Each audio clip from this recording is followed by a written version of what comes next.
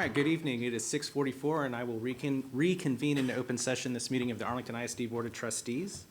Thank you for joining us tonight. Our board meetings are open to the public, and we welcome everyone for joining us tonight. We'll just jump on down to our pledges, and tonight our pledges will be led by Bryant Elementary student Jonathan Gaffney.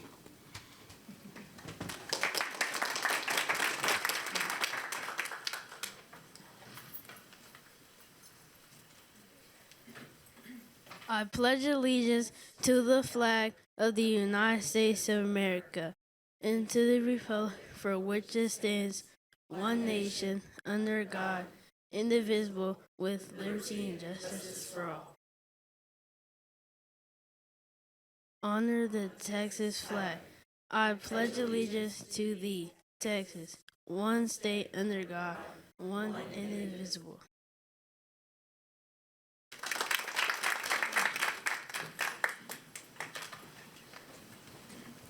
Please be seated for a moment of silence.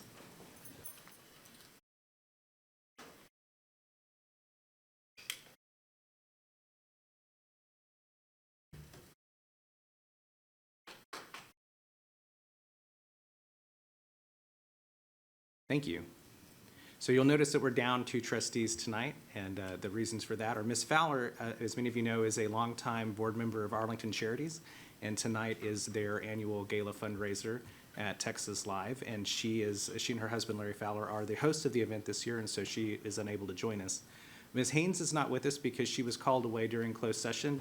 As some of you know, her son is a baseball player at Morton High School, and she was called by the trainer to go collect her son and take him to get x-rays for potential injury related to the baseball game. And so if she's able to come back and join us, she says that she will, and if not, please have them in her thoughts. It doesn't appear to be incredibly serious, but something that does need x-rays. So with that being said, we'll turn it over now to our Executive Director, Aaron Perales, to give us more information about the student who led us in the pledges tonight. Right. Mr. Perales. Thank you, President Chapa. And so leading in the pledges this evening was Jonathan Gaffney II from Bryant Elementary, a 6th grade student. And I'm looking at him and I just see his smile and I think of his parents' smile. So his mother's here, Tamara Gaffney, his father, Jonathan Gaffney, who happened to work. I got to work alongside him for several years, and so I've had the opportunity to see this young man grow into the fine leader that he is. And so with him this evening, though, is his sister Jocelyn, who is a junior at Seguin High School, and he just truly loves being in school. His favorite teachers are Miss Payne, Miss Athens, Miss Adams, and Miss Groden. And while he's in school, he really enjoys math, and he likes using his math skills to support his favorite hobbies of coding and creating games. And so he's not only a leader this evening, but he's a leader on campus as well. He's the student council president. He's also a member of the Green Team, A+ UIL Academics, Youth Leadership Institute, and is even a published poet in the Young American Poetry Digest. And I really had a good opportunity to speak with him before the proceedings today because he shared what his favorite thing about Bryant Elementary is. And he said, my favorite thing about Bryant is the feeling of family. And it's not just because his mother is his gifted and talented teacher. It does play a little bit into it, but I said, along with your mom, why does it feel like a family? He just said, it just feels like everyone's together and everybody treats each other with such kindness. And so thank you for sharing your kindness and your leadership this evening by leading us in the pledges. Thank you very much, Jonathan. You did a great job.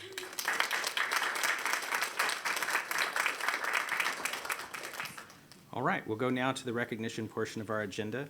And after our recognitions tonight, we will take a short recess to celebrate our honorees in the boardroom and in the lobby.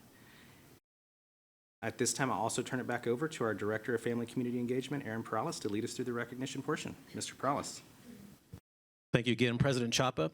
At this time, we'd like to invite our trustees to please make your way down to the front of the dais as we go into our recognition and recognizing our honorees this evening. As our trustees make their way down, just a quick reminder for all our honorees, you'll take a group photo with the board during your recognition. Then once all recognitions are complete, we'll invite you back during the recess for group photos with your teachers, principals, families, and teams. So please make sure you stick around for that recess time.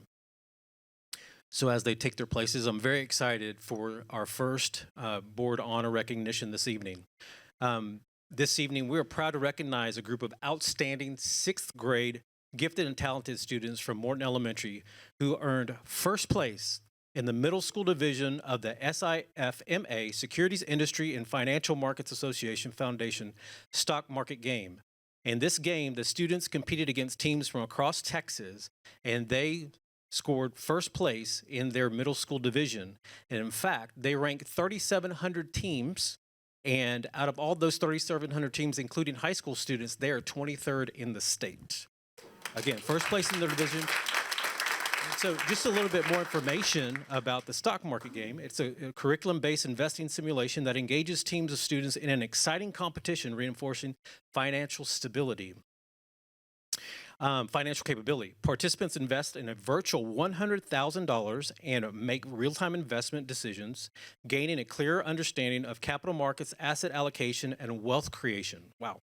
Inspired by their gifted and talented lead teacher, Ms. Jennifer Riley, who once participated in this same competition as a student, this team took on the challenge and represented Arlington ISD with excellence through strategic thinking, teamwork, and real-world financial decision-making. They achieved this impressive first place finish and showcased the strength of the GT program at Morton Elementary. Please join us in recognizing the students that are with us this evening. We have Kimberly Bonilla.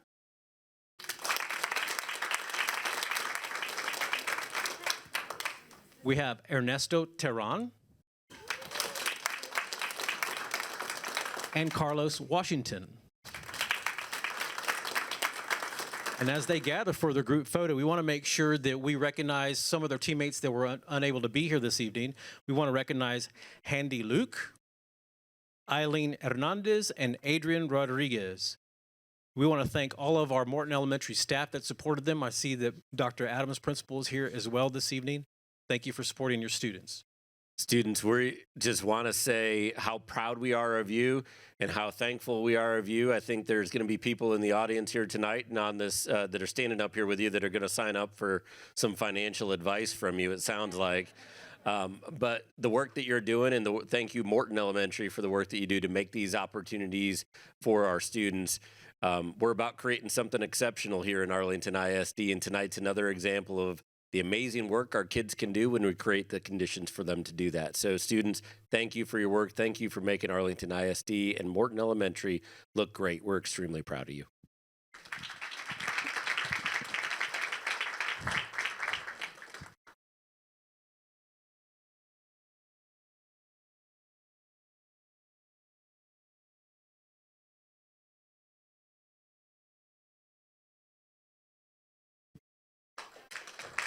Congratulations to our students. All right, we'll move on to board honor number 2 this evening. And I don't think it's intentional, but there's a common theme. So next, we'd like to recognize our Arlington ISD Budget and Finance Department for receiving the Meritorious Budget Award from the Association of School Business Officials International. This prestigious honor reflects the district's commitment to sound fiscal management, strong budgetary practices, and clear, transparent financial reporting. The Meritorious Budget Award recognizes school districts that meet rigorous national standards for budget development and presentation, ensuring that financial information is communicated in a way that supports accountability and builds community trust. Arlington ISD's budget earned this distinction thanks to the dedication, accuracy, and attention to detail of our budget team. This recognition highlights the district's ongoing commitment to responsible stewardship of public funds and to supporting students, staff, and schools through financial planning. At this time, I'd like to call our budget and finance team that are here this evening to be recognized.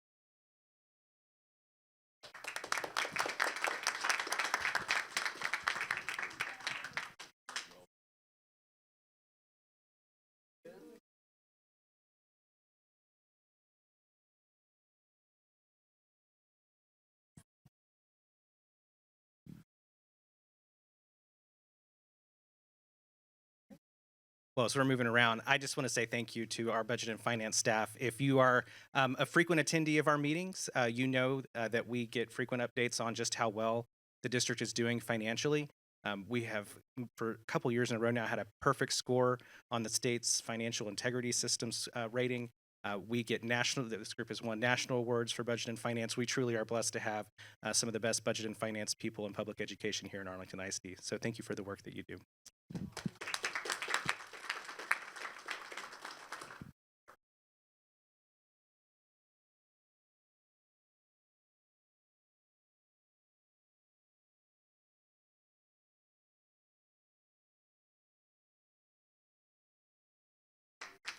Again, congratulations to our budget and finance team. Thank you for all the work that you do. President Chapa, this concludes honors and recognitions this evening. Okay. It's great to see the stock market game people here. I didn't participate in it as a student, but once upon a time, I taught 12th grade government and economics, and my students in high school participated in the stock market game. And I had a group of students who, not to date myself too much, but they went all in on a little company called Apple around the time that they put out the iPod and the iPhone, and they did very, very well. So good to see y'all here tonight. We're going to take a quick break to celebrate our honorees tonight. It is 6:55. We'll take about a 10-minute recess.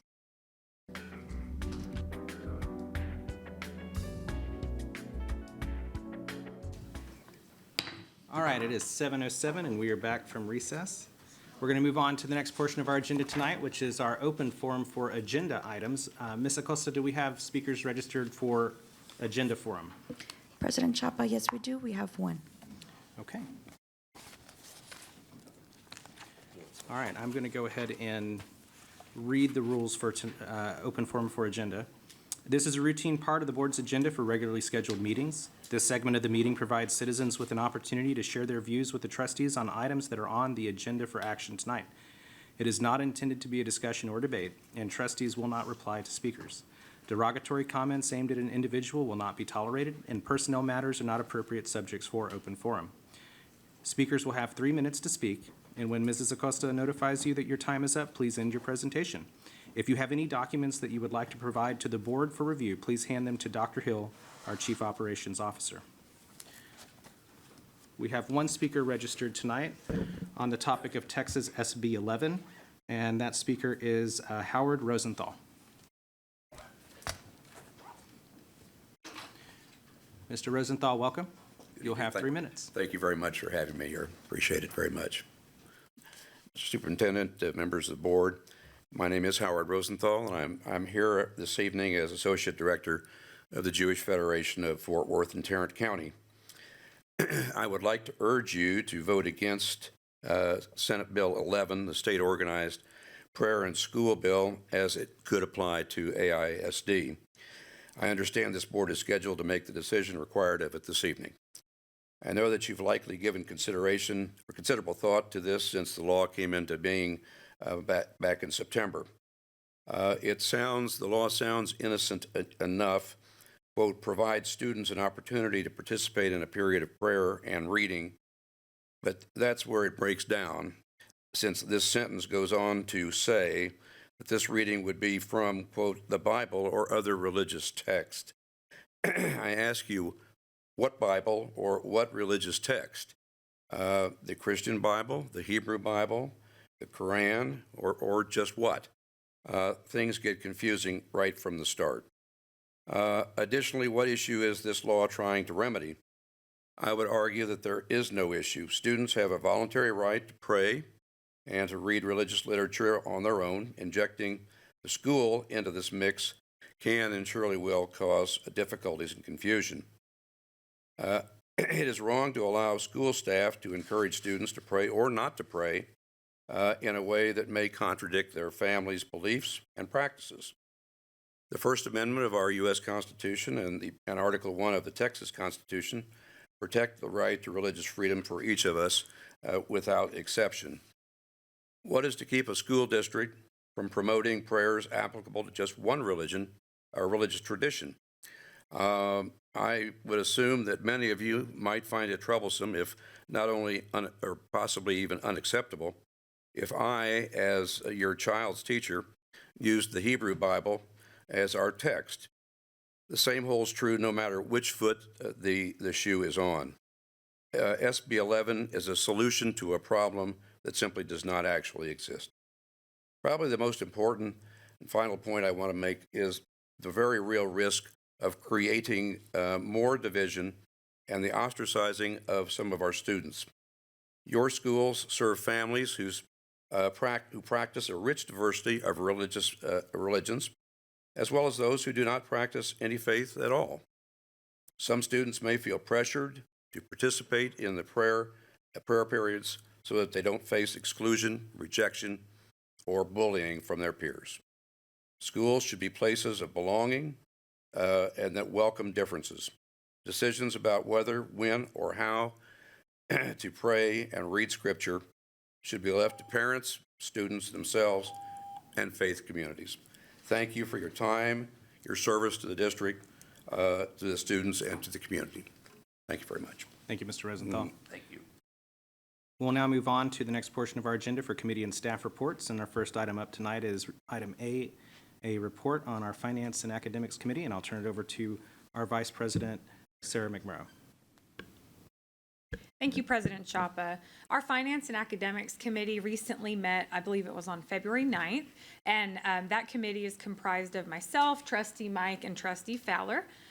We had a presentation from Mr. Noberto Rivas on a follow-up from our budget workshop, and tonight he's going to bring us the budget assumptions and parameters that you guys see on your agenda.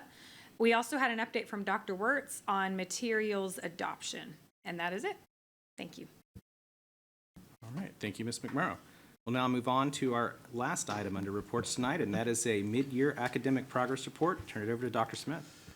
Trustees, thank you for your time this evening. I'd like to invite Dr. Champion and Dr. Wirtz up. As you know, we constantly work through amazing teachers and principals in our district to create exceptional opportunities for our students. We're going to report out to you tonight on some progress academically for our students, and then they're joined by two of our wonderful principals in the district, Leslie Maroney and Stephanie Savala, who are going to talk to you a little bit about what do we do when we actually get the data from these, and how do we make sure that we use the data in meaningful ways for our kids. Thank you, Dr. Smith. Good evening, President Chapa and members of the board. It's my pleasure, with Stephen's able assistance, to present this data for you tonight on our mid-year academic progress report. Our goal tonight is to share, particularly focusing on reading and math results, and most importantly, what are we doing about it? Data alone doesn't do much good. It's all about what do you do with it. So we have completed our middle-of-year screeners for pre-K 4 through second grade. And I would say that overall, what you're going to see is the same trend over and over, which is we're making progress, we're moving in the right direction. There are some areas where it's not quite as strong, but for example, right here in this pre-K 4 screener performance with circle reading, you can see, again, this is great work to Natalie's team for getting all these colors the same on all the slides. That our 25-26 data is that black line. You see we're at 72% with 79% goal for reading, 93% we've already met our goal for math. Kindergarten screener, similar situation where we're moving forward, actually very close to our goal middle of year in math. First grade screener, same situation. We have some ways to go to hit our end of year goal for reading and have actually exceeded the goal for math. In second grade reading, just a few points to hit our goal, and in this one we actually do have a ways to hit our goal in math. For House Bill 3, we have a couple of quick updates from our CA1 performance, and you can see that y'all know that CA1 is very early in the year, and they're tested on the pieces that they've been taught so far.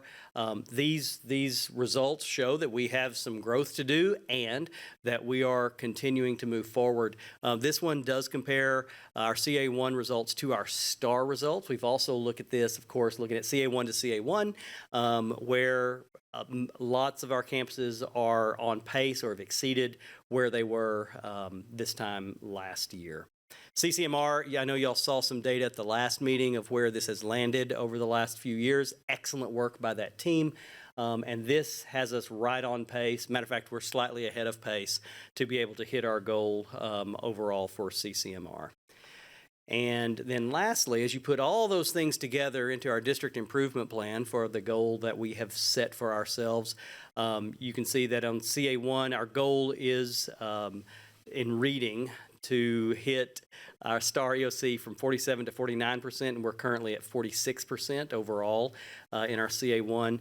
And with math, we're trying to move from 36 to 38, and we're currently at 35. So again, early in the year, continuing to move forward. As a district, we're doing several things to help move the data forward. We are placing our bets in some particular areas. We're going to hear specifically from campuses here in just a second, but we are targeting campus support. We're also doing some targeted lesson planning.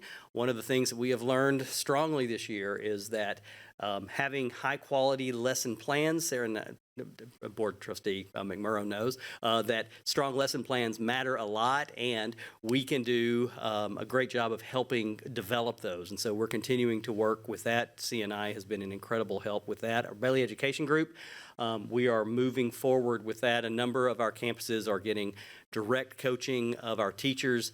We're also able to use those coaches now to work directly with kids as the need arises. We've done some particular learning for our leaders on what the state calls the RBs, the research-based instructional strategies, and particularly around the implementation, in addition to the implementation of our structured literacy.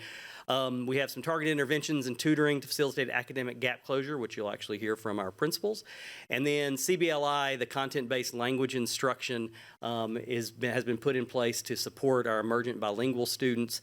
And then across the district, we've done these big 3 walks where we're looking to see, we've talked about this with you before, board, about is our curriculum being used? Is it within the scope and sequence within 5 days?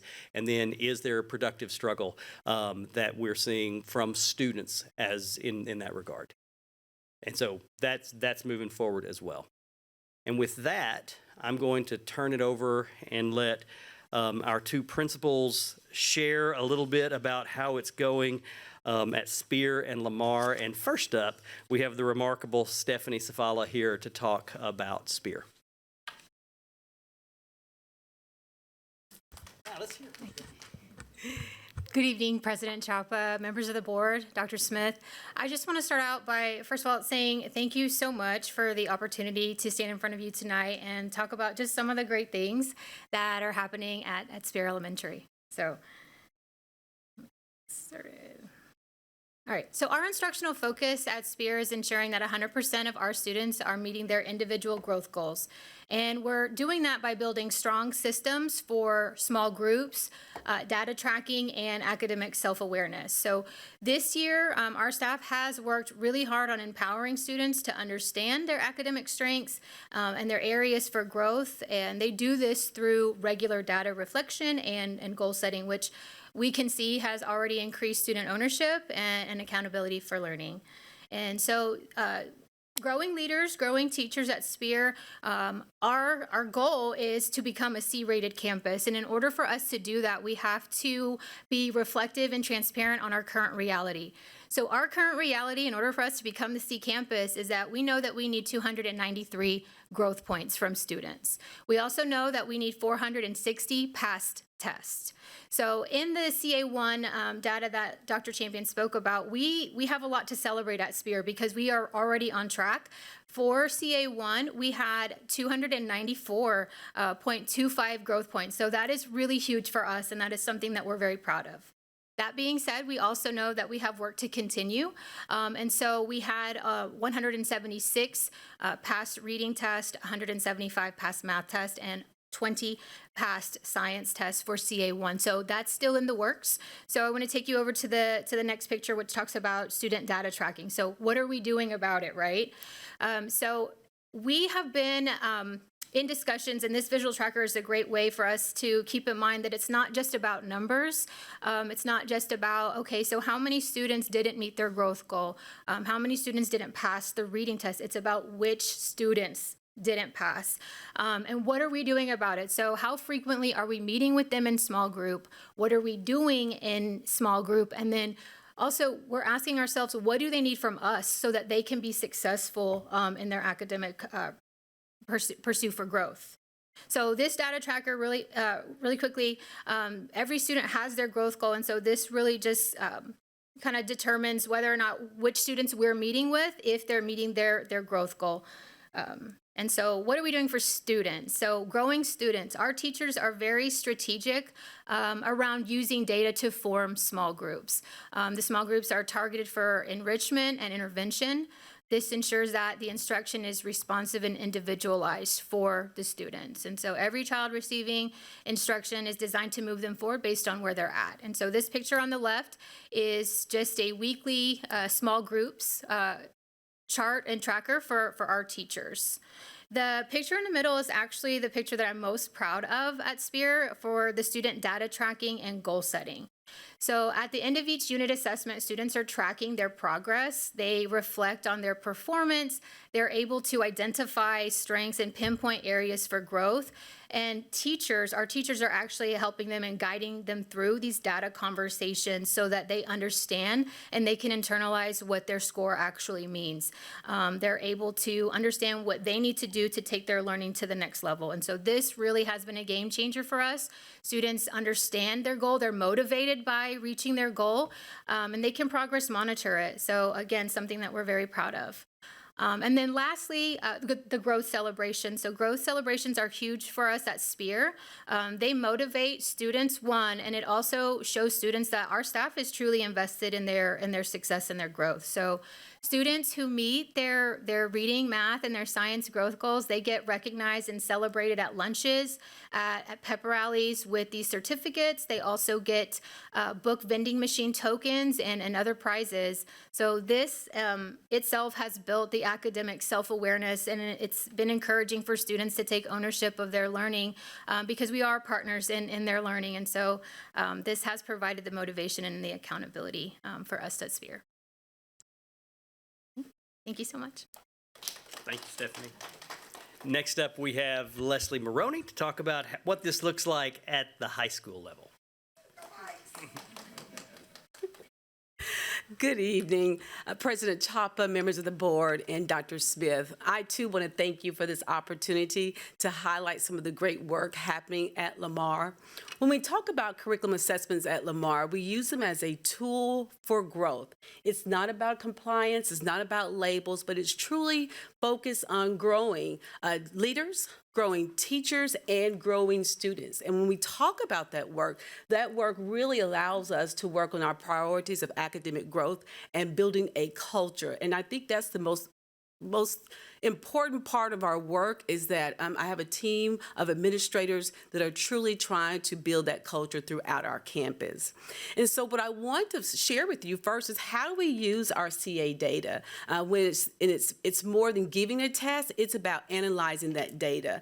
And so one of the things we focus on is leadership growth. And so we have one dean at Lamar High School, so we have to depend on the entire leadership team to facilitate the growth on our campus. And so for leaders, that means making sure they understand the data, how to use the data, and how to present it and share it with teachers in a way that, once again, it's not about blaming, it's about growing and celebrating as well.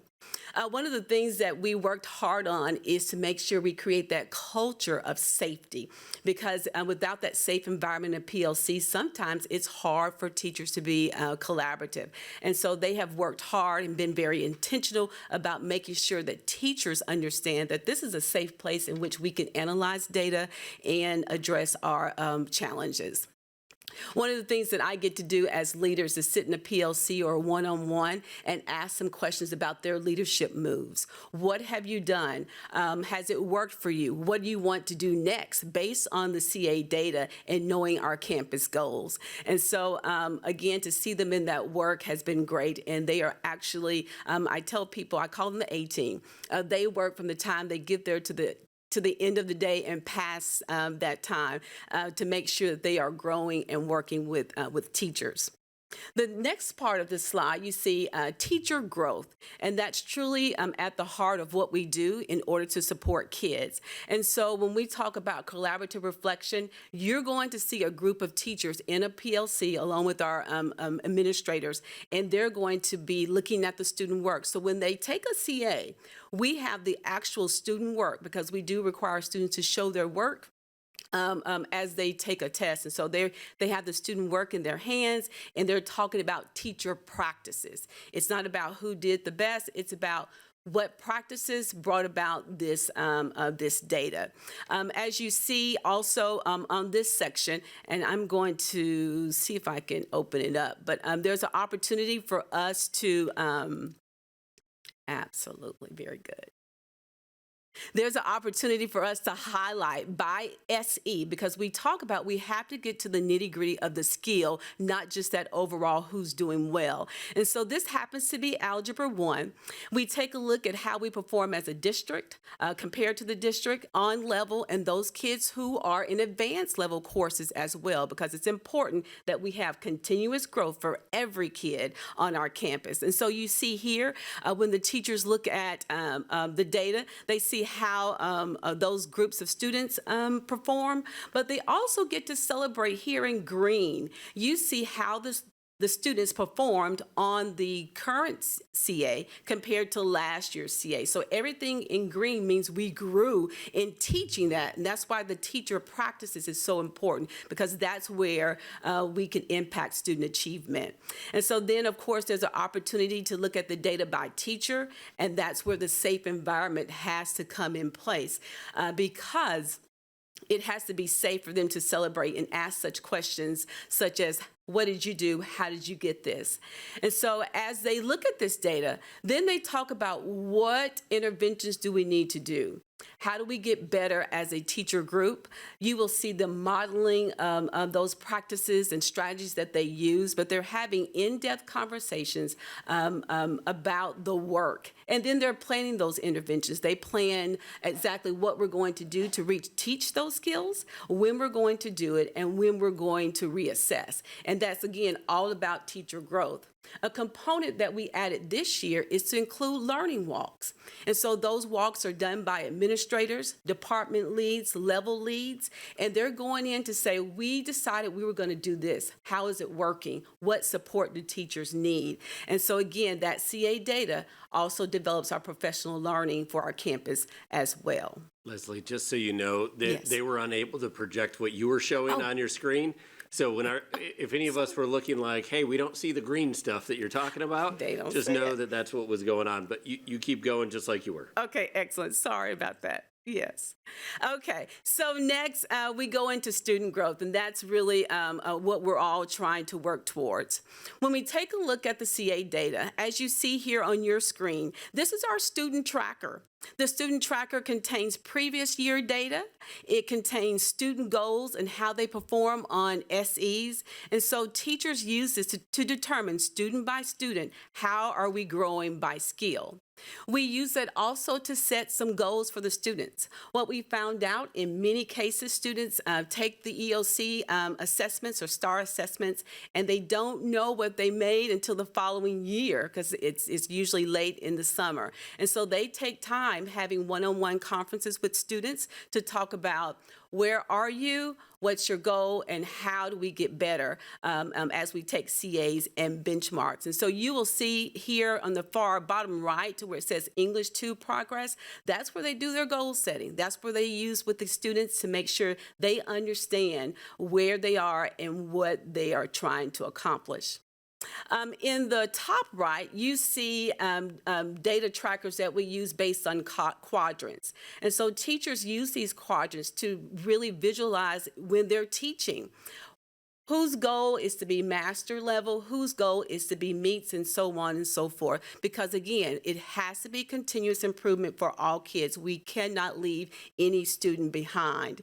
And so when we do this work with students, again, it's a collaborative effort, and it's about making sure everybody is growing. And so truly we use the CAs as a tool for growth, not just something that we do, but day in and out, it brings us clarity about our work, what kids know, what do we do to make sure they get better, and we address our challenges as a campus.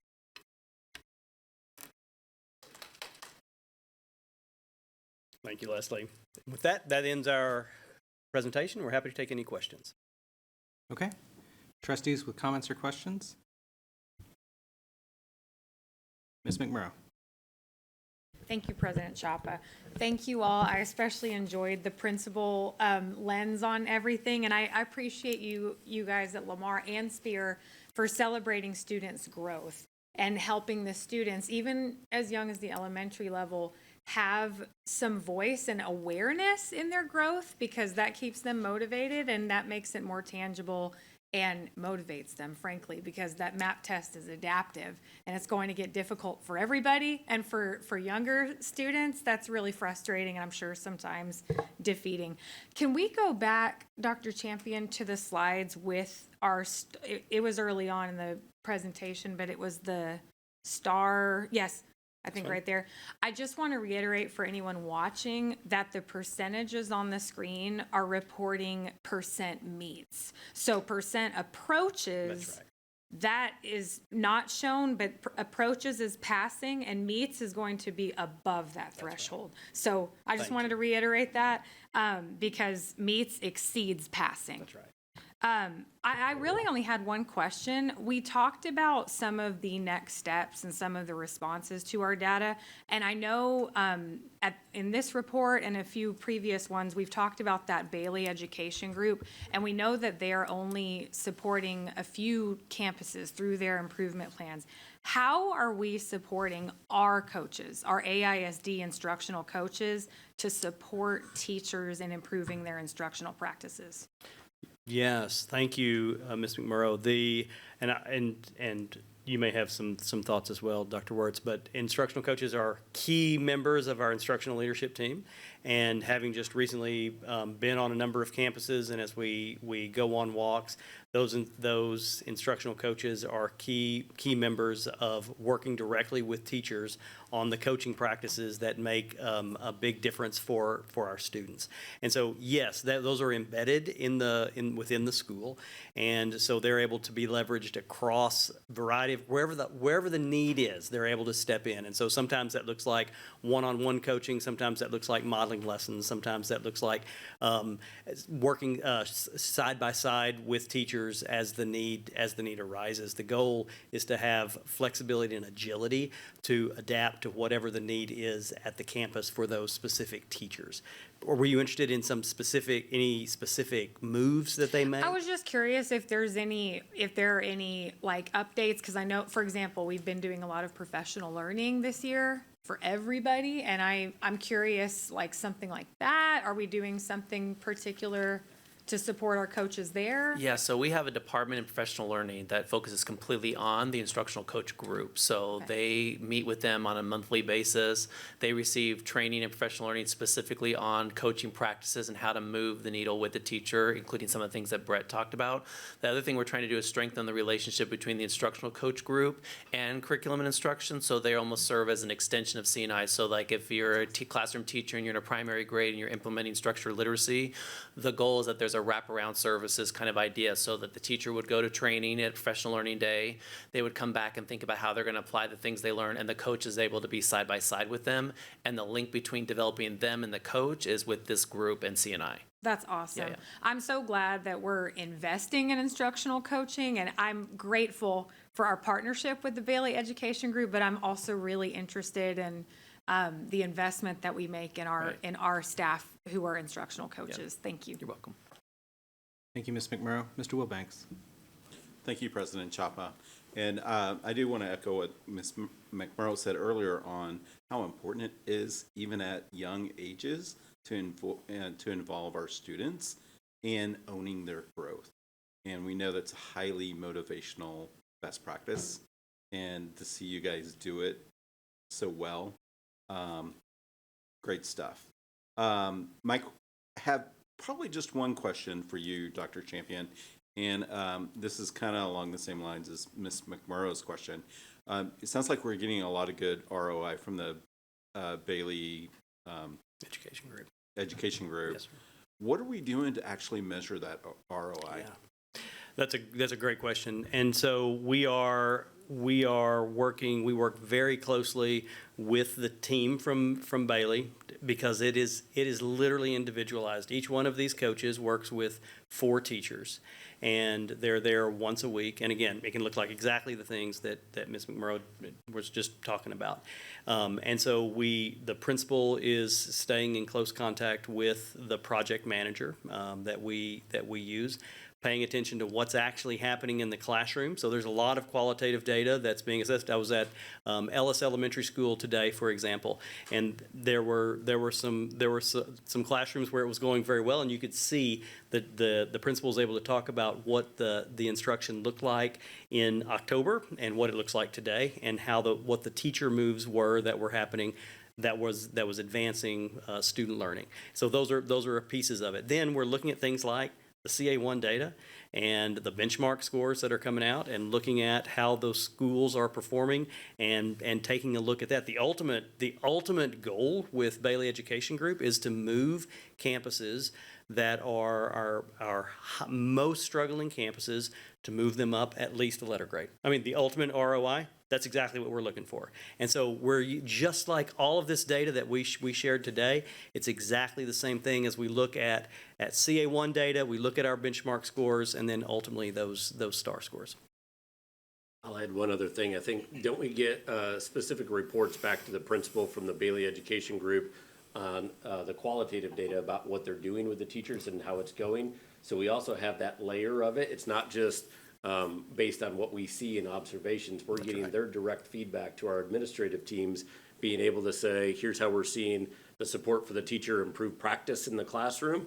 And then the principal is able to build off of that with the work that we're doing with our internal instructional coach as well. So I think there's that constant loop of qualitative data coupled with the data that we're getting from our district assessments that we're using for this. Thanks, Dr. Smith. And if I could, one piece that is incredibly helpful with is we now have a calibration team at the district level. The tips and taps that this board approved for our schools that need to write tips and taps. We now have a group of CNI and our professional learning team and Office of School Leadership, whole host of folks from academic services. We come together every 2 weeks and we look at some particular data. We look at the big 3 walks. I noticed you nodding your head when I was mentioning that earlier. We look at the data from that. We look at this data that Dr. Smith just mentioned from the Bailey Education Group. We can look at CA1 data, and we start identifying trends that we then take back to principal meetings and work through. I mentioned that we're doing this RB's training with principals.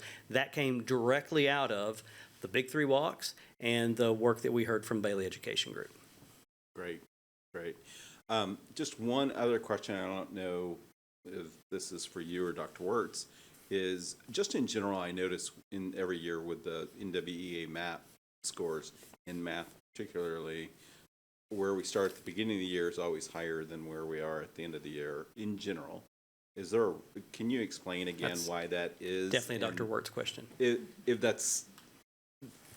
Yes, it's typical because of the way that the way Ms. McMurrow talked about. It's adaptive, but the things they measure at middle of year are a lot more challenging than what's actually at the beginning of the year. So you'll notice when you look at the trend lines for our goal, it goes like this, and in some places your EOI goal is actually less than your start of year.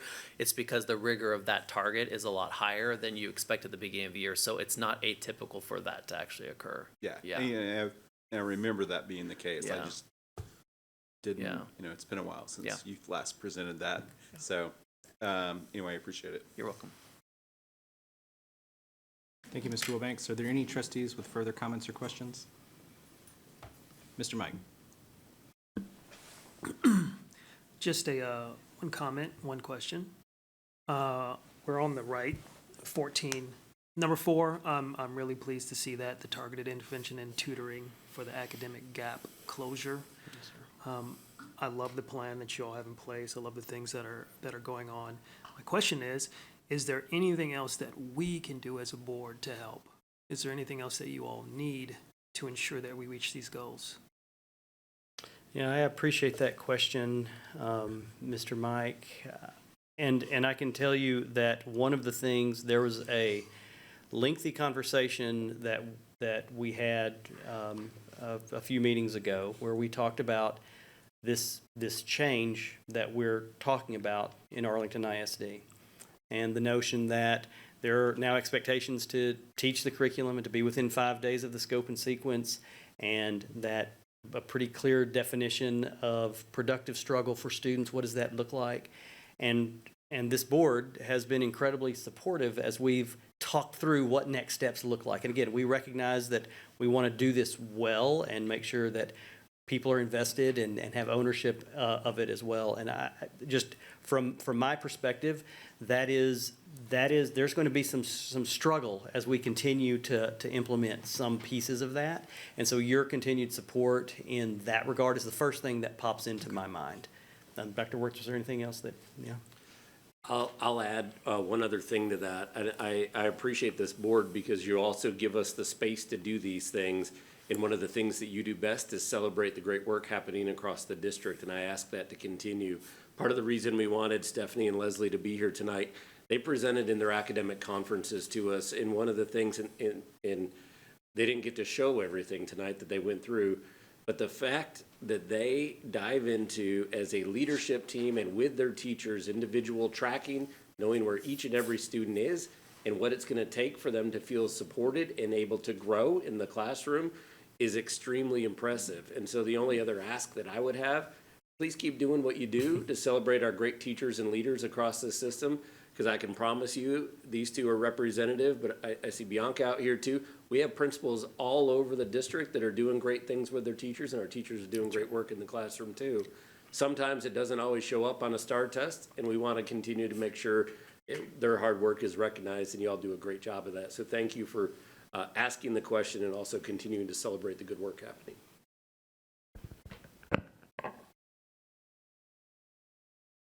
Okay, thank you, Mr. Mike.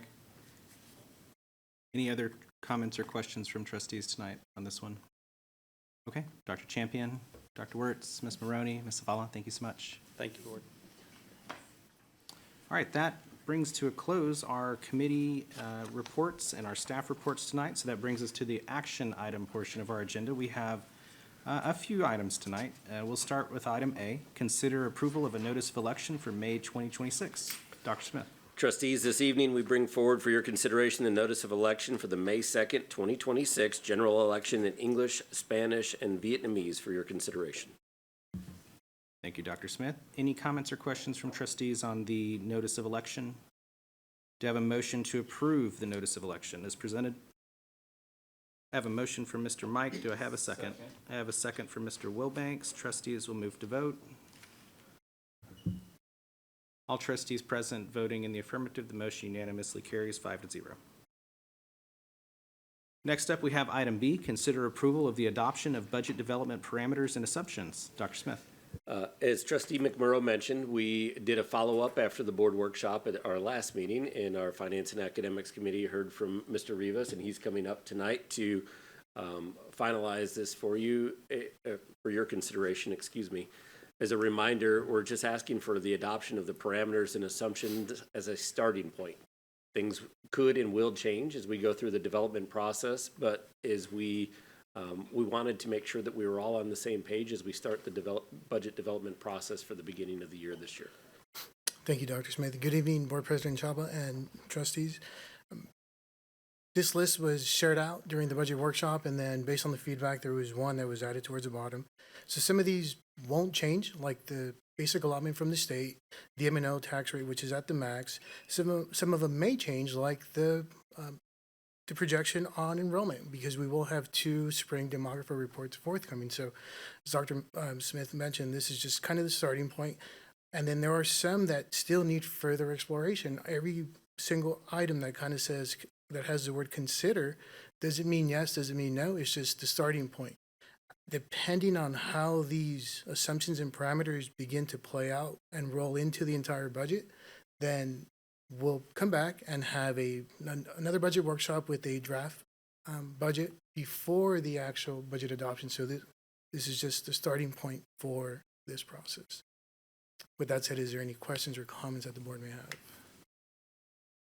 Thank you, Mr. Rivas. Trustees, this follows up on a discussion we had at a prior workshop. Mr. Wilbanks. Thank you, President Chapa. I noticed you've got the basic allotment from the state, but the ABC allotment and the other allotments are they included in the last row on the first page? The per pupil allotments? No, I do not have those listed out. I just included the total basic allotment. Okay. But the ABC allotment won't change, and then the teacher retention allotment, same thing, that carries over for the second year. Okay. Shouldn't they be included? They can be, but because they are set by the state, I just included the basic allotment itself. Okay. And, and I guess you know where I stand on the very last one you added, and I want to thank you for adding that one. I think from a board perspective, that is one of those key KPIs that I think we should strive to and should be, it is certainly from a sitting up here on the balcony where we all sit as trustees and managing a budget as big and as complex with 88% tied up in salaries. That is, that just seems like where we need to hone our attention in terms of where we have opportunities to save and be more efficient as a district. So thanks for including that one. Thank you. That's it. Thank you, Mr. Wilbanks. Any other trustees with comments or questions on the budget parameters?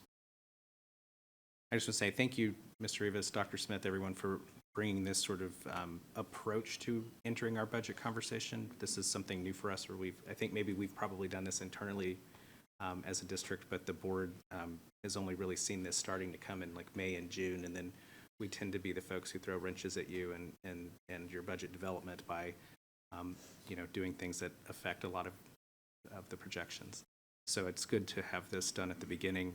I'm also glad that we do it because we know, and Mr. Rivas, you've been very good about reminding us of this, we have a lot of work to do over the next few years to reduce what is a structural issue for us, especially given the fact that the state, we really on the basic allotment side needed, what was it, about $1,300 or $1,400 in the last legislative session to get to the level that we were in 2019 funding, and we got a portion of that, not even half of really what we needed probably.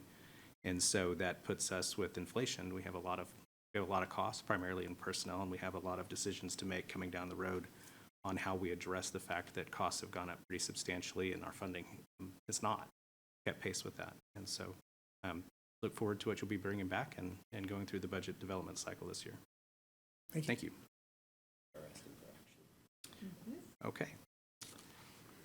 All right, so let's, trustees, you do have these on your screen.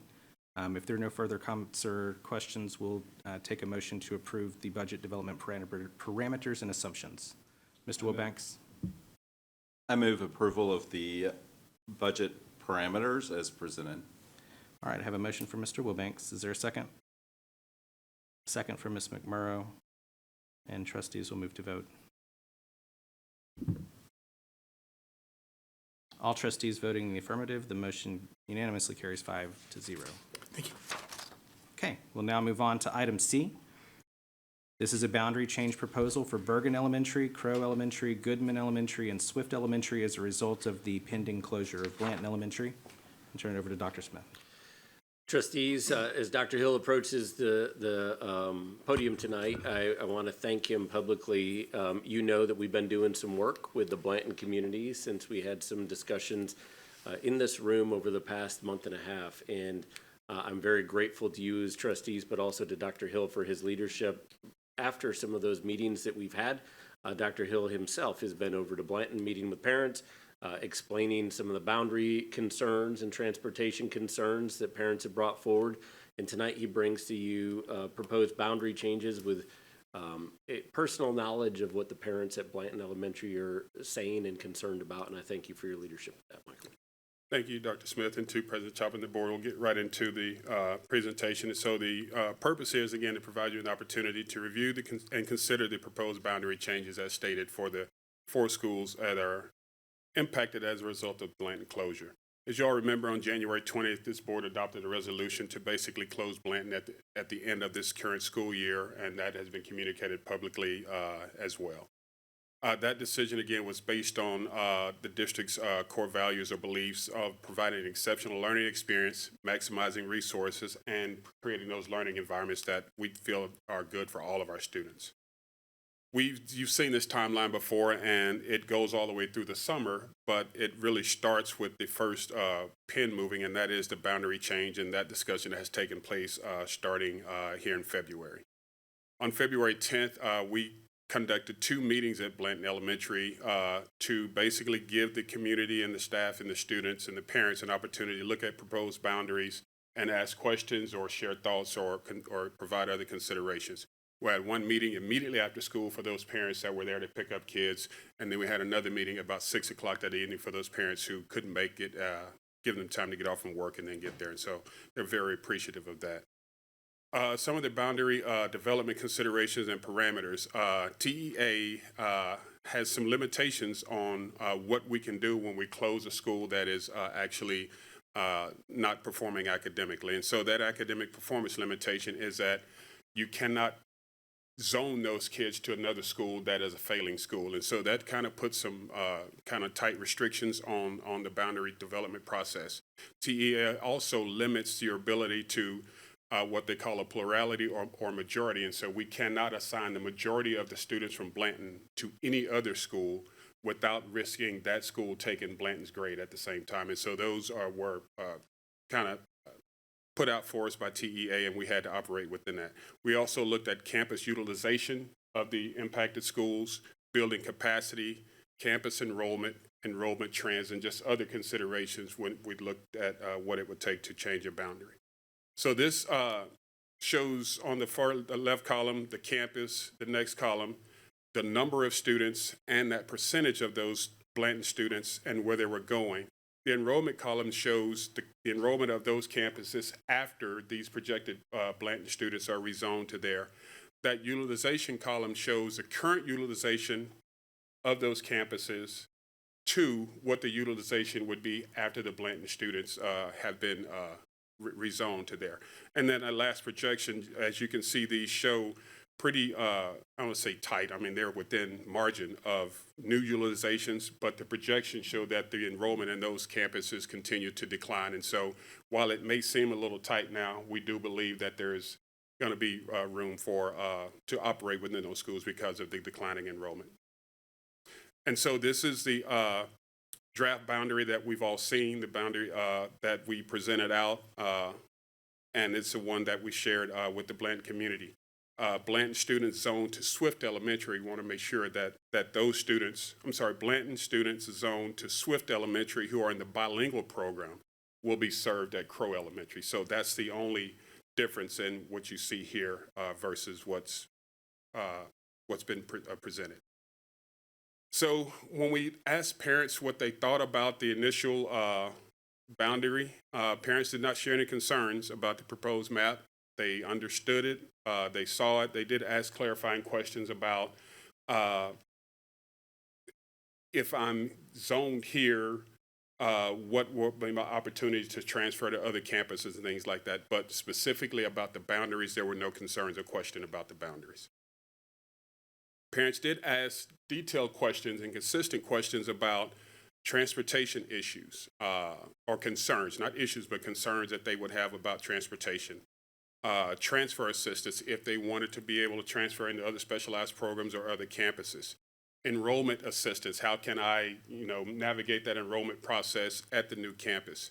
Keeping special ed programs and students and staff together. There was a lot of conversation about that because of that program, and it's kind of thriving at Blanton under the current structure, and they wanted to make sure that the kids didn't lose any traction there. Academic focus for the students. They wanted to talk about tours for new schools. More importantly, when was a final decision going to be made so that they could go ahead and start their plan? They were really interested in not having a junior high attendance zone change, which none of this impacts, and then possibly taking care of the Blanton staff. Those were the things that were brought forth by the parents and asked for consideration. So with all of that said, we would administration would recommend that the board approve the draft boundaries for Burgin, Crow, Goodman, and Swift as presented. And one other slide is that if and when this is approved, then here's a timeline that basically addresses most of what those parents were concerned about in those two-parent meetings. And so, that being said, definitely have time for discussion or question. Thank you, Dr. Hill. Mr. Mike. Yes, we can look at slide 11, please. So this, I think the parent consideration track with some of the thoughts that I have. Number one is transportation for me. And I know we have this timeline, but I don't see transportation listed. So when are we going to talk about that? What we would do is if there are specific transportation concerns that our board has, we would bring that back to you after the attendance boundaries are approved, because we're relying on the action taken for the change in the attendance boundaries to then talk about how we might route transportation and go from there. Okay, well then. And so we could bring it as soon as when, Dr. Hill? As soon as whenever, yeah. We have some preliminary, so it would not take us long to bring back a recommendation. And I just want to just share, that is a major concern of mine. And I know we have a policy in the district that we have out, but I also know that we took an active step as a board to close this school down. And we have parents and students who picked that area or have lived in that area, particularly for that school. So that is my concern, but we're going to bring it back. But all of this, as long as we take care of the family, the student, the staff, then yeah, it's fine with me. Thank you, Mr. Mike. Ms. McMurrow. Thank you, Dr. Hill. And I also want to say thank you for, I echo Dr. Smith's comments. You've continued to engage with the Blanton families, and I appreciated this slide because February 10th was that initial meeting, right? And it just, was that the first meeting? No, it was well before then. February 10th is your most recent meeting, but there's been a lot of communication since then. So thank you for keeping us updated on the latest parent concerns and questions. So I also am concerned about transportation. I know these I truly believe from what we know, and I know that staff worked closely with demographers on this. I do believe that the boundaries, this is the best case scenario. As far as transportation goes, it's not just the distance, but really a lot of parents voiced to us through public comment and emails and just informal dialogue that a lot of our families, they don't have access to a family car and they don't have the ability to transport their child to or from school during those hours. And so the walkability, my concern is not just the distance, but it's also the dangerousness of some of these busy roads like Pioneer Parkway, Collins. And so I would just ask for staff to pull out any of the stops to provide transportation. Like Mr. Mike mentioned, this is an extenuating circumstance and a board action with a closure that our families did not anticipate. One question on transfers, because I know that our families have the ability to request a transfer. Do we have a plan yet for what would happen if the number of transfers to a particular campus did exceed the max capacity? Do we have details on that yet? So we would address the transfers where there's capacity and fill it there. But as you all know, in the transfer process, we do give an option 1 and an option 2. And so if an option 1 is full, we would always give the parent a second option to consider. And I think I remember last report, we talked about the Blanton families would have, and correct me if I'm wrong, did we talk about how there would be a special transfer window prior to opening up?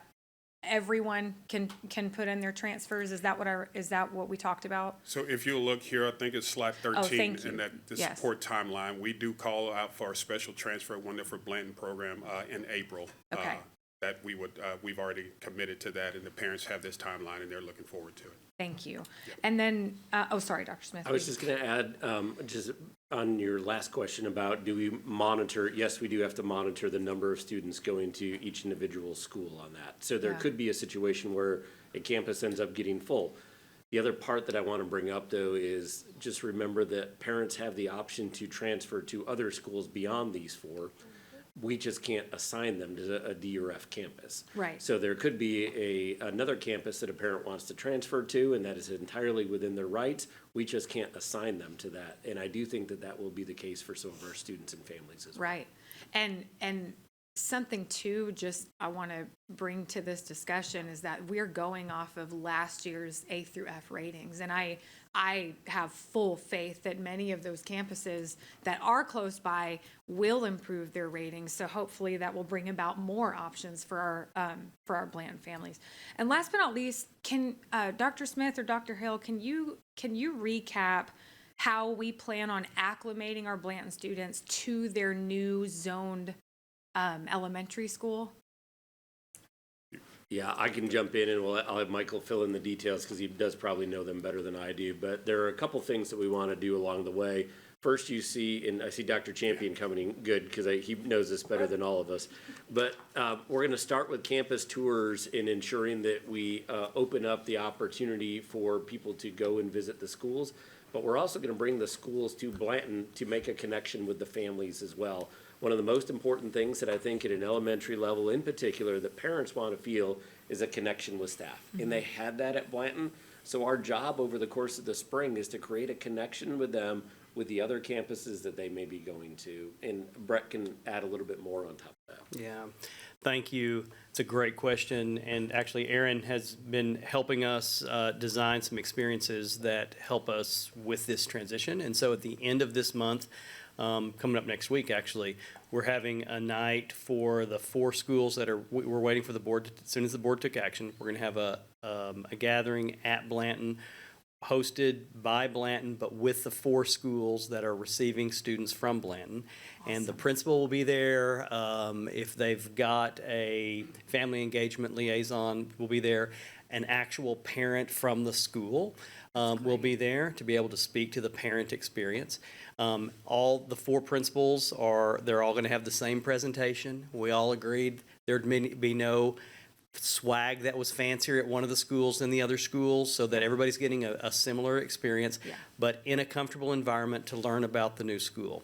Then in April, there will be the tours that Dr. Smith just mentioned, where the schools will be open, a special night for Blanton students to be able to go into the school to see those pieces that are moving. Part of our goal is to ensure that parents have somebody they can reach out to if they've got a question who's at that school. Beyond the principal is always available. Yeah. But that notion of, we know that idea of establishing relationships parent to parent is really critical. And so I want to applaud Aaron and his team for helping us work to gather these parents together to have those conversations. Thank you. That's great to hear. And I mean, y'all have seen it. Our Blanton families have been so very engaged, respectful, and truly open to what is best. And that has taken a lot of, give and take and a lot of dialogue from them to us and us to them. And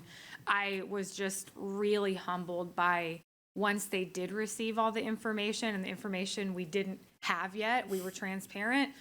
That is when I saw a lot of the barriers broken down. And I know that will only continue to be strengthened when we go above and beyond in efforts like that. So thank you all for, and Mr. Perales, thank you all for being so intentional to help acclimate our Blanton families to their new school families. And I also want to commend the principals and the staff of the other campuses, because again, just informally, we've heard them say, we want to welcome them with open arms.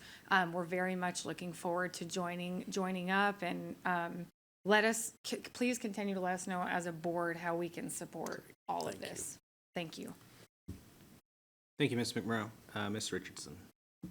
I was at Swift Elementary. This is a comment. I was at Swift Elementary last week delivering New Day food bags for the students, and was able to casually have a conversation with Principal Lopez and AP Harry. And one of the things they talked about immediately when I said, how are things in your world? What's going on? Just casual conversation was, we're so excited about Blanton students. That is one of the very first things they said. And that made me excited to know that they are already looking forward to that. They had a lot of great things they could say about their own campus, but the first thing was Blanton. I was able to share with them how involved those parents have been and what a great fit they're going to be for Swift Elementary. They talked about their teachers are already talking about ways that they could make sure these students feel welcomed. I can't think of anything better in a really hard situation than already having other schools thinking, what can we do to make these kids and families feel better about coming? This was a hard decision, and knowing that they are already there as you are also working through this timeline, that's exactly what we have to do. It's going to be a whole district process to make sure it goes smoothly. And I was really thrilled to meet with Mr. Lopez and to hear him say that. And I want you to know that it's not just Blanton who's making preparations, it's those other campuses who are being thoughtful as well. And I appreciate that we are a district who does that. Thank you, Ms. Richardson. Any other comments or questions? I just have two quick things. If we can go to slide 11. Just to close the loop on the parent considerations, and this came up during the discussion about taking care of the Blanton staff. Commend Dr. Smith and all of our staff. I was at the very first staff meeting where the decision was announced, and Mr. Kale was there from HR, and we have made very clear as a district through this process that when this decision was made, this is not a decision made with an eye towards cutting staff. I mean, we are going to take care of the staff. They're going to find new locations in the district. We have anticipated plenty of openings for them to go to the schools where the students they teach now are, or elsewhere in the district if they would like. And so I just want to highlight that that is, I know that's a parent consideration, and it's one that has been addressed even if it wasn't mentioned in the presentation tonight. The one question I had, which Ms. McMurrow touched on, and I just want to, it just made me think, is what happens if Morton and Rankin are the schools that I think if you look at this map, you're like, why aren't some subset of the kids going to Morton or Rankin? And it's because of the TEA accountability considerations that were mentioned. What happens if Morton and Rankin do improve to a point where they could be eligible to receive Blanton students? Is that something that we anticipate would coming back to revisit, or this is where we're going to be? So what I would say is we won't have those accountability rankings until August. That's when they're published by TEA. We will have internal predictions based on our data that we get in STAR, but that won't be in time for us to actually take action through this process. So what we're proposing to you tonight would be the attendance boundaries that we're considering. Obviously, they have the option to transfer to those schools anyway right now. And I do think that both of those schools are making tremendous progress. So I do think that we will see improvement in there, but I don't think that they would be included in this presentation right now because we are asking you to take action tonight, and we won't have that data until August. All right, those are all the questions I have. Thank you. Thank you.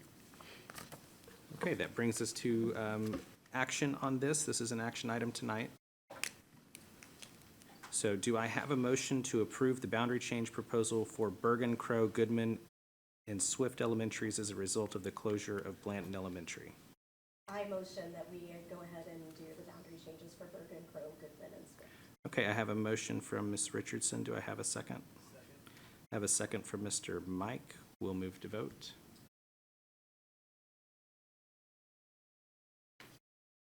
All trustees present voting in the affirmative, the motion unanimously carries 5-0. All right, that brings us to action item D. Tonight we'll consider adopting an Arlington ISD vision. Dr. Smith. Trustees, this is not Groundhog Day, although it occurred in earlier this month. I can't click forward, so we're gonna just leave this.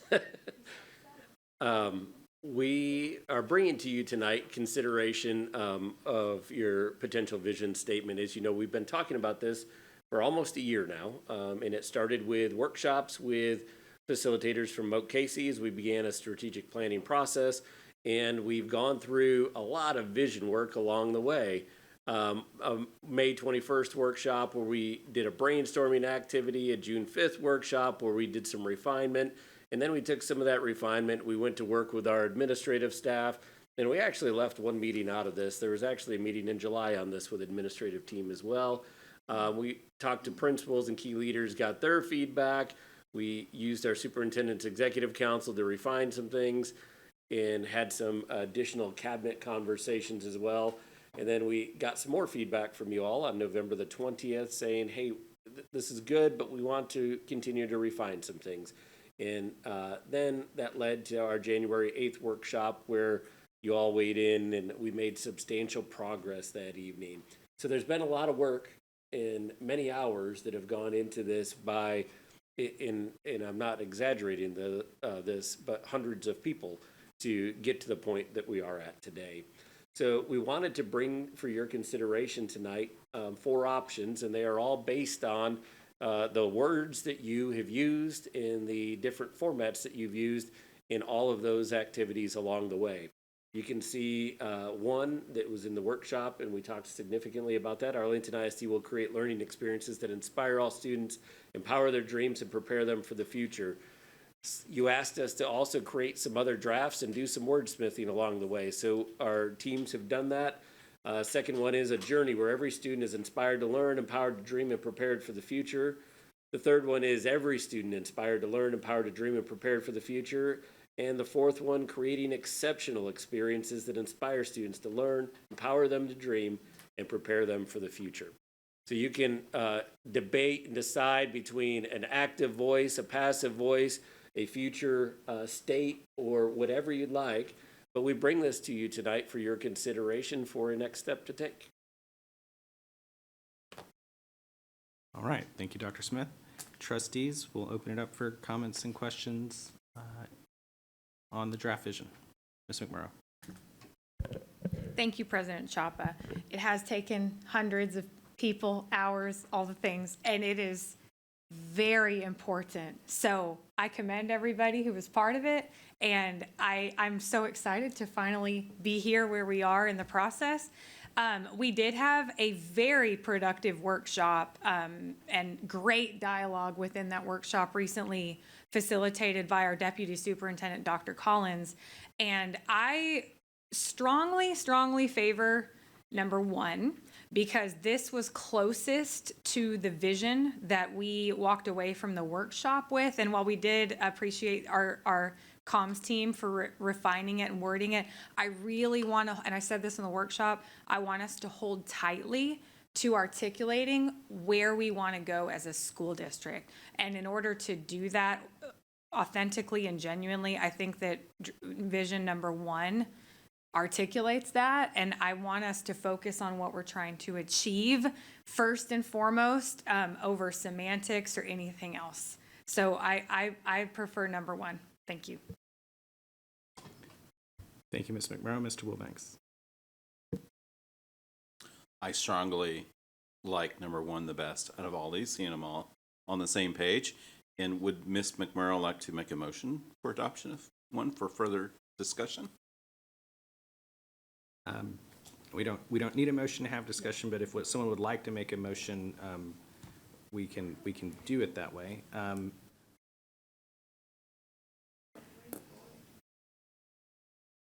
Okay, we will just continue having general discussion. Mr. Wilbanks, do you have further discussion? No, other than say that just the side of me that likes to stick it to pedantic grammarians, I would be tempted to vote for 1 in the passive voice, but I like 1 the best. Okay. We'll note that Mr. Wilbanks is not a pedantic grammarian. Any other trustees with thoughts on the draft vision statements? Mr. Mike. I don't like 1. Just gonna be honest. There's something to me about the passive and active language. I feel like we are creating exceptional experiences right now. We've made moves to create exceptional experiences. I think the will create is saying something that we are going to do in the future that we are not there right now. But I feel like we have made several moves to actively do that. So, in a roundabout way, I like number 4. Strongly. Thank you, Mr. Mike. Mr. Wilbanks. The reason why I like 1 over 4 is because a vision statement is supposed to talk about that future state that you aspire to. And that is more clearly, in my mind, captured by option number 1. All right. Here's what I'm going to do, because I think this is, well, let's have Ms. Richardson speak, and then we'll come back to a thought I had. Everyone shared what they felt strongly about, so I wanted to share what I feel strongly about, and I feel strongly that I do not like number 3. So I think number 3 should be completely removed. It reads wonky to me, and I don't like number 3. So I feel strongly that we should take that out of the running. I like 1 and 4, and if we want to narrow that down kind of between those two, I lean towards having more of a discussion around 1 and 4, but not to consider 3 at all. Thank you, Ms. Richardson. At this point, I'm going to open up, if anybody would like to just chime in and make this more free-flowing for this particular discussion, I'm going to open up as many mics as I can so we can just talk. Okay, I've got 4. Who am I? Oh, I don't leave you out, Ms. McMurrow. Okay, they're all open, and I'll just open it up for y'all to go back and forth on 1 and 4. I concur with number 3 being the one I think we can all strike. Yeah. And probably number 2. And Mr. Mike, I concur with, I do agree that we are currently creating these types of learning experiences, and it is why I choose to send my 2 sons to Arlington ISD schools. But we also need to respect that a vision statement is where we want to go. And if we want to go where, for the large part, we already are, then that's just a promise that we're keeping as a school district. So I do hear you. I just think that number 1 is closest to what we want to achieve, even if it's true that we are already achieving this. Well, allow me to retort. For number 4, to go off of your words of where we want to go. Where we want to go is to prepare them for the future. That's the way I read it. And so if we are already actively doing something to reach the end goal, then to me, 4 screams the loudest. We're creating this exceptional experience to inspire students to learn, empower them to dream, and prepare them for the future. So just something about not starting, like the will create. Okay. Like we're still in that planning process. We haven't done anything, but we have. And I know that in the workshop, there was some dialogue about the phrase exceptional experiences. I can't remember exactly who weighed in, but I think that was originally part of what we were going to draft, and then we ended up just saying learning experiences that. So if anyone spoke on exceptional experiences, please help me remember what we talked about there. Maybe we forgot because it's been a while. I can add in on that one. Yeah. There was some discussion on that, and the reason number 4 was added in there is it does create a tie back to your values. Your Okay. first value is about exceptional experiences. Yes. And so we use that word just as a point of dialogue, and obviously you can take that word out if you want. But we did hear differing opinions that night too on active versus passive and all of this, so we wanted to make sure that if we get to the end, that you actually made a choice between which one you wanted to plant your flag with. So that's Okay. why we did this. I could rally around number 4. The only change that I would make, I want to keep empower their dreams instead of empower them to dream. I'm really trying to hold tightly to what we want to accomplish. Say that again. So number 1, the language that I noted what we walked away with in workshop as our almost vision statement, and we had that night empower their dreams.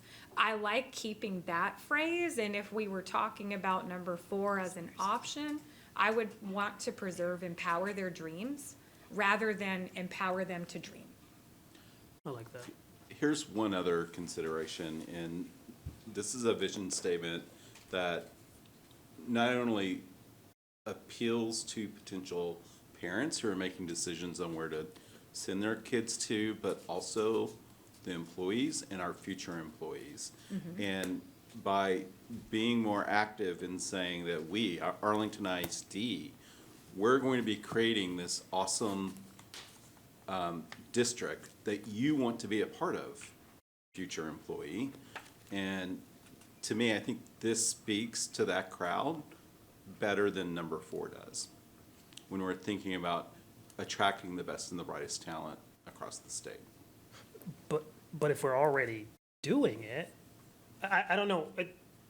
I look at it as if I'm trying to attract someone, they're going to look and see, are you going to do it or are you already doing it? And to me, that screams. So will create implies that we're not already doing it to you? That's what it screams to me. Like I mean, we're going each to and every do it. day, now, in the past, and in the future, we will be creating these exceptional experiences. I don't think, even though it says will in future tense, that I don't think that it's limiting to that. I don't think anyone's going to read this and doubt that we haven't been doing this because, you know, come on, they know for all they know, we adopted this vision statement in 2012 and haven't updated it since then. And it's a promise that this is what we've been aiming for in the past, recent past, and well into the future. Dr. Smith, may we ask you to weigh in? I respectfully would like to stay out of this conversation.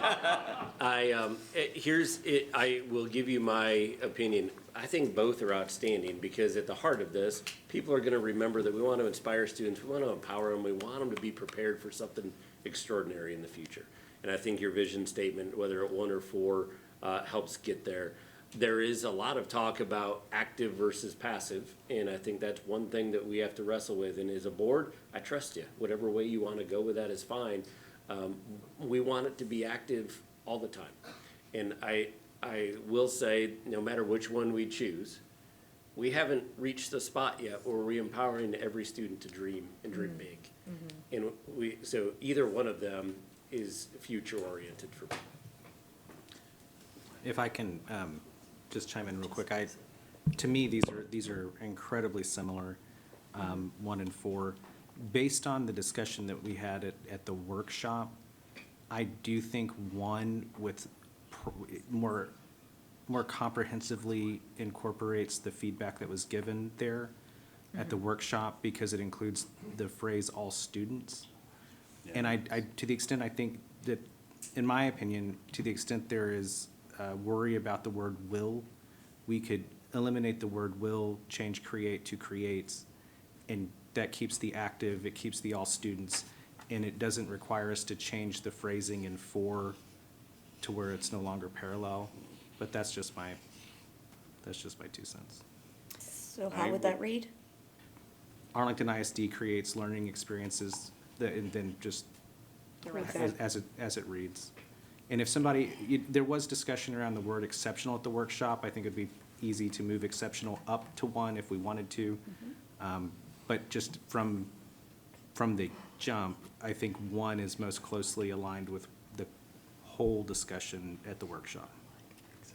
Oh, go ahead. Oh, sorry. Okay, if we did say, if we could make those changes, Arlington ISD creates exceptional, because I like the word exceptional, that was one I got hung up on. If we could do that, take out the word will, because I am hung up on it, sounding like that is something we will do in the present, not currently. It seems like it's a mix of where we can merge those 2 together. I lean towards that. I agree. Just a quick question is, in adding the word exceptional, is it exceptional learning experiences or just exceptional experiences? Exceptional learning experiences. Great. I could get behind that. So the way I hear that is Arlington ISD creates exceptional learning experiences that inspire all students, empower their dreams, and prepare them for the future. You heard correctly. Okay. So I think this is the point at which I would call for a motion. I hesitate to do this. I'm open to feedback on it because it is a vision statement, and in noting that we do not have 2 trustees present tonight, I personally would like this to be a, one that all trustees can stand behind. I am open to voting on this tonight or delaying it until the next meeting so all 7 can vote and starting the discussion there. But that is just a thought that I have. Based on the discussion at the workshop, I have no reason to believe that our colleagues would disagree with this discussion. Thank you for raising that, President Chapa. I had that thought too, but since we're adopting a vision statement that is, with the exception of excluding the word will, the vision statement that we crafted as a team of 7 trustees together in the workshop, I personally would feel comfortable on moving with this motion, this action item tonight, because it does align with what we created together as a whole team. I really want us to be cautious on delaying this any further, because we have other policies and the finalization of our strategic plan that we also will need to carry out. And so I'm comfortable with moving forward, given that it would be very close, if not almost exactly the same, of what we created in the workshop. Okay, I'm seeing. If our president can put his parliamentarian hat on. I will do that, Mr. Banks. If we go ahead and vote on this tonight, and our 2 trustees that aren't here, they would have the option to make a motion of reconsidering at the next meeting, would they not? I'm not at the moment prepared to say precisely the mechanism by which that could happen, but it absolutely could happen. Okay. So seeing nodding heads and hearing Ms. McMurrow, do I have a motion to approve and adopt an Arlington ISD vision statement that reads, Arlington ISD creates exceptional learning experiences that inspire all students, empower their dreams, and prepare them for the future? Motion. Okay, I have a motion from Mr. Mike. Do I have a second? Second. I have a second from Ms. McMurrow. All right, trustees will move to vote. All trustees present voting in the affirmative. The motion carries unanimously 5-0. It is not Groundhog Day anymore. How about that?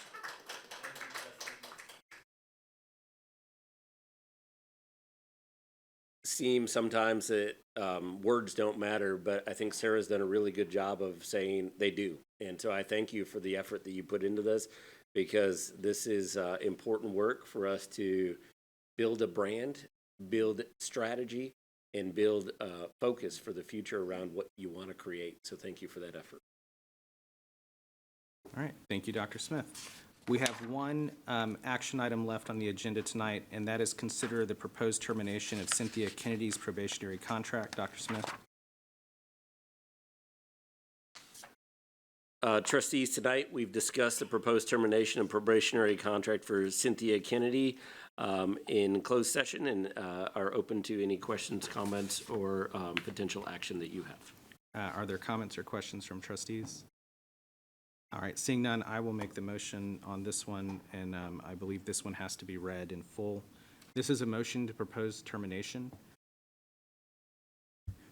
I move to accept the superintendent's recommendation and to propose the termination of Cynthia Kennedy's probationary contract, and further move that the record of this action reflect the following: that before voting on this motion, the board considered a draft of the letter to Cynthia Kennedy proposing the termination of employment, that the superintendent reviewed with the board the reasons for making his recommendation regarding the employee, and that the board considered the reason or reasons and any other information provided by the superintendent, and that by passage of this motion, the board directs the superintendent to prepare for the board president's signature a final notice of proposed contract termination for Cynthia Kennedy, and ensure that the notice is delivered to Cynthia Kennedy.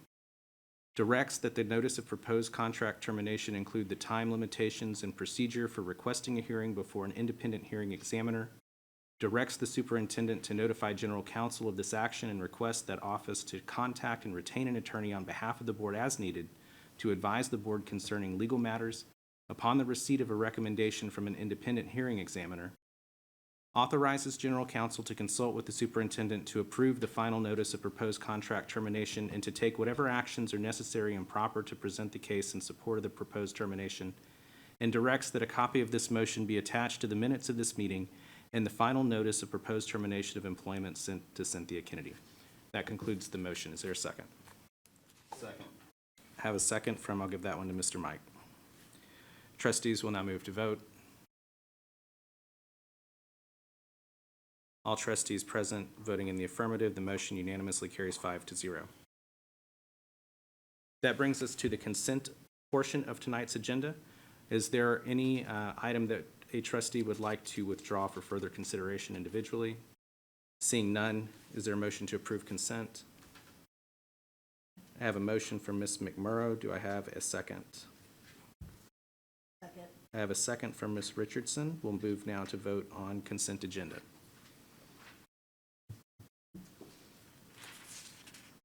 Consent agenda carries unanimously 5-0. Okay. All right, that brings us to open forum for non-agenda items. Ms. Acosta, do we have anyone registered to speak on non-agenda tonight? President Chapa, we do. We have one. Okay. I have one registered speaker, and that is Samuel Oke. Is Samuel Oke here? Okay, not seeing Mr. Oke. We'll now move on to the remainder of our agenda tonight, which is first up would be Superintendent's comments. Trustees, thank you for your time this evening and our work together. As you know, we start all of these out by honing in on one of our priorities as a school district, and that priority that we're honing in on this time is academic growth. That picture of success that you adopted underneath academic growth ensure positive, engaging experiences for every student that promote academic growth and ignite a passion for learning are important things that I want to highlight this evening. First, about engaging experiences for our students. Our students are creative in how they provide engaging experiences that promote learning across our school district. But one example of that is Stephanie Bosher at Seguin High School. In her Principles of Human Service class, she challenges her students to write an illustrated children's book. This year, she raised the bar by adding a new incentive, the opportunity to have the best book published. She brought in judges from around the district to review the children's books, offer feedback, and select the best one, thus not only inspiring her students, but inspiring them to give back to the younger students across our district. Great job, Stephanie. Also, we focus on accelerating learning in Arlington ISD. Our Read 180 and Math 180 programs are making a significant academic impact on our students throughout the district. These programs help students who sometimes fall behind make rapid progress and ensure that they have a foundation in literacy and math. Julie McGuire, our Director of State and Federal Interventions, and her team have worked to make sure that our intervention programs ensure that students experience consistent, high-quality interventions no matter which school they attend. They've had tremendous success and are receiving national attention for the results. Thank you for all those involved in our accelerating learning opportunities across the district. Finally, I wanted to highlight something called the Texas Promise. And for me, this is really about how we ignite a passion for learning within our students across the district. And I thought I had an example. Yes, I do, right here. I get to highlight somebody who's not even here tonight, and it's Dr. Collins. Dr. Collins does great work around our state, and I'm holding up the Texas Promise. She got to engage in an experience with TASA, the Texas Association for School Administrators, to help revitalize a document that was called the Visioning Document for a number of years.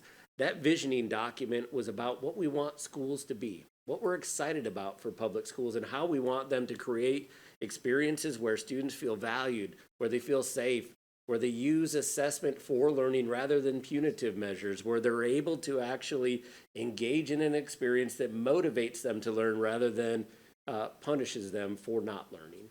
And Dr. Collins was able to participate in this group this last year to make some needed recommendations and needed changes to that document. And it was adopted by TASA and now is used across the state as a bold new vision or a Texas promise for public education moving forward. It's what some of our groups, when we attend the Future Ready Superintendents Leadership Network, This is what we focus on what we want to become for the sake of our students. And it's the promise that our educators in Texas adhere to as we educate the amazing students in Arlington ISD and beyond. So I want to celebrate Dr. Collins on her involvement in the Texas Promise and that vision for public education that she was involved in. I also want to note that our schools were featured in this document. And that picture that you see there of Owsley Junior High School staff members are featured in the Texas Promise that is actually distributed across the state of Texas by that body. So thank you to Dr. Collins for her work. Thank you to other great educators around our state that are boldly working to make a promise to our kids that we're going to create those environments no matter what for our students to thrive in. And that concludes my superintendent's report for the month. Thank you, Dr. Smith. That takes us to trustee comments tonight. Are there any trustees with comments or reports? Mr. Wilbanks. Thank you, President Chapa, and huge shout out to our swim coaches. We have a number of students that are on their way down to Austin to compete this weekend in the state finals.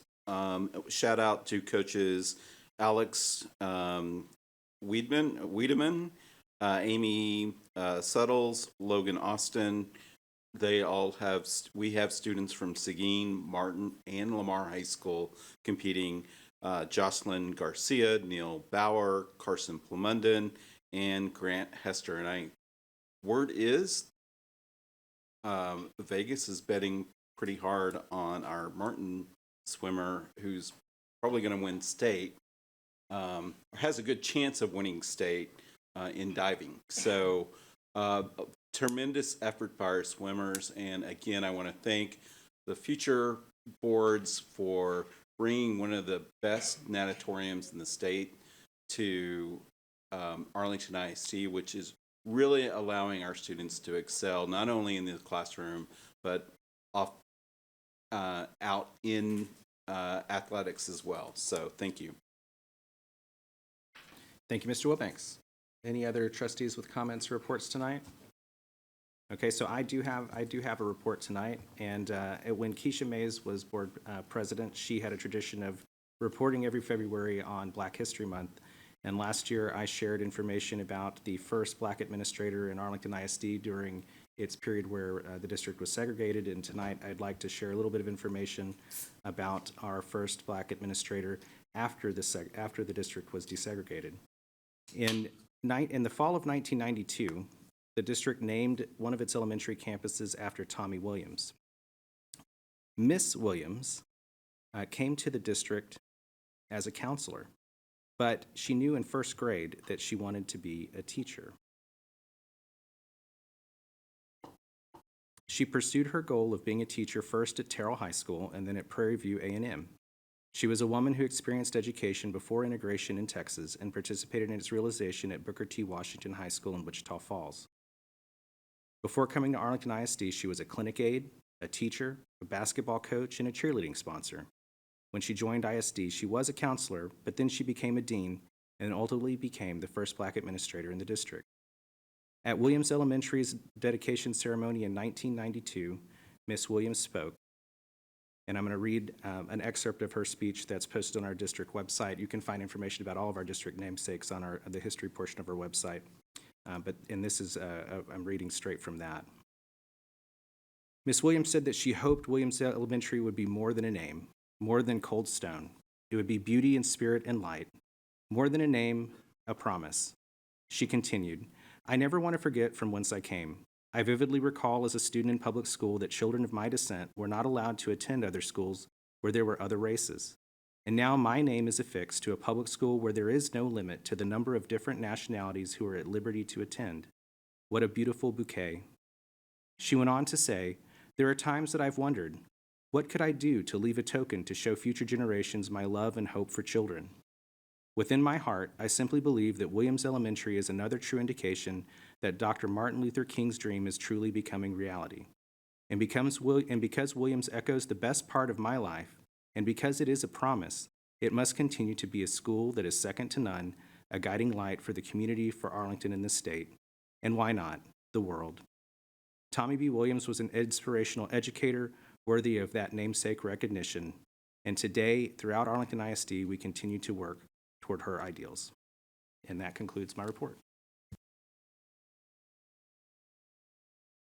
Let's see. All right.